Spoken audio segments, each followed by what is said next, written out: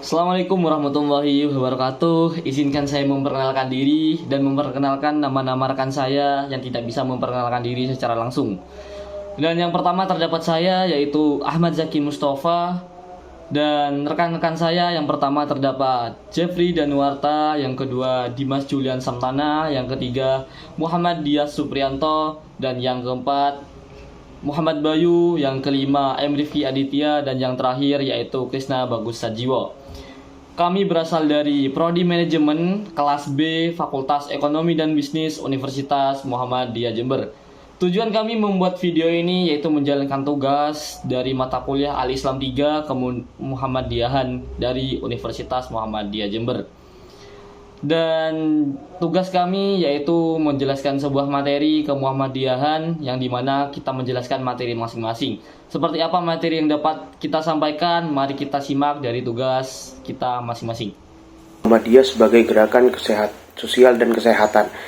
Jadi, latar belakang munculnya gerakan sosial Muhammadiyah sejak awal itu berdiri, lahir, dan membuktikan perannya sebagai organisasi sosial keagamaan dan kemasyarakatan ketika negara Indonesia sedang berada dalam kekuasaan pemerintah Hindia Belanda. Rakyat Indonesia mengalami tekanan dan penyiksaan, baik tekanan fisik maupun mental spiritual, yang berimplikasi kepada perubahan politik, ekonomi, sosial, pendidikan, dan budaya. Mereka menjajah bangsa pribumi tanpa beri kemanusiaan. Di tengah-tengah kondisi bangsa Indonesia mengalami keterpurukan, Kiai Haji Ahmad Dahlan lahir sebagai sosok pejuang yang berusaha membebaskan bangsa Indonesia dari keterbelakangan dan ketermarginalan. Mendirikan organisasi Muhammadiyah pada tahun 1912 Masehi di Yogyakarta. Melalui Muhammadiyah yang mulai membentangkan sayapnya, Kiai Haji Ahmad Dahlan mendalami surat Al-Ma'un yang di dalamnya menceritakan tentang kategori yang mendustakan agama. Apabila seorang mukmin tidak ingin disebut sebagai orang yang mendustakan agama, maka ia harus melakukan perubahan sosial dengan mendirikan panti asuhan yang bisa menampung anak-anak yatim, memberi makan kepada fakir miskin, menguatkan aspek keikhlasan dalam beribadah tanpa ada niat ria sedikit pun, membiasakan untuk membagikan sebagian hartanya bagi kepentingan umat Islam.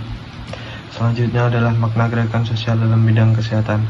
Gerakan sosial merupakan sebuah langkah Muhammadiyah dalam melakukan dakwah bil hal atau dengan perbuatan atau bukti nyata dengan mengadakan bakti sosial dalam pelayanan kesehatan, seperti mendirikan rumah sakit dan momen tertentu, mengadakan pengobatan gratis untuk masyarakat luas yang tidak terkhusus bagi warga Muhammadiyah saja. Muhammadiyah mendirikan rumah sakit PKW atau penolong kesengsaraan umat, terus-menerus melakukan pengembangan dan pembaruan baik dalam segi pelayanan maupun peralatan medis untuk memenuhi kebutuhan masyarakat.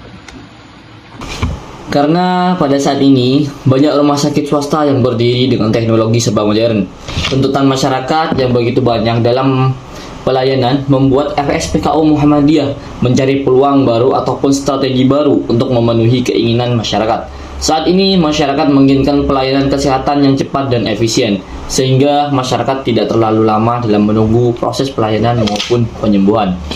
Dan untuk yang selanjutnya yaitu ide dan nilai dasar gerakan sosial dan kesehatan. Ide dan nilai dasar gerakan sosial dan kesehatan dalam Muhammadiyah adalah merujuk pada Al-Quran dan hadis Nabi SAW. Karena Muhammadiyah tidak lepas dalam melakukan segala bentuk kegiatannya dari Al-Quran dan hadis Nabi SAW. Kiai Haji Ahmad Dahlan sebagai sosok pribadi yang paham terhadap Al-Quran mengamalkannya dengan bukti nyata di tengah-tengah masyarakat. Pemahamannya terhadap surah Al-Imran ayat 1-4 dan surah Al-Ma'un ayat 1-7 membawanya menjadi seorang yang peduli terhadap problem sosial yang dihadapi oleh umat Islam. Gerakan sosial yang dilakukan oleh Kiai Haji Ahmad Dahlan merupakan bentuk purifikasi ajaran Islam, di mana Islam hanya sebagai formalitas yang hampa tanpa adanya bukti nyata. Oleh karena itu, James L. Pitcock dalam risetnya yang berjudul Purifying of the Faith, The Muhammadiyah of Movement in Indonesia Islam, memilih Muhammadiyah sebagai pemurnian Islam terbesar di Indonesia. Dalam penelitiannya ditemukan bahwa pandangan keagamaan Purifying Muhammadiyah berhasil membina jaringan lembaga pendidikan, rumah sakit, dan lembaga kesejahteraan masyarakat lainnya. gerakan peduli kepada fakir miskin dan anak yatim. Muhammadiyah merupakan sebuah gerakan yang peduli terhadap fakir miskin dan anak yatim. Nah, bentuk kepeduliannya itu Muhammadiyah mendirikan sebuah badan yang bernama Lazismu atau Lembaga Amil Zakat, Infak, dan Sodako Muhammadiyah, dan beberapa panti asuhan yang berada di seluruh daerah Indonesia.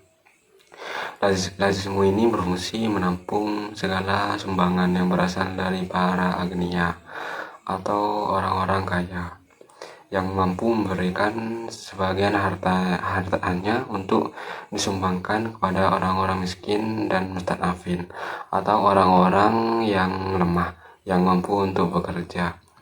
Dan panti asuhan ini juga membantu para anak-anak yatim untuk berpendidikan dan atau tidak bisa melanjutkan pendidikannya ke jenjang yang lebih tinggi.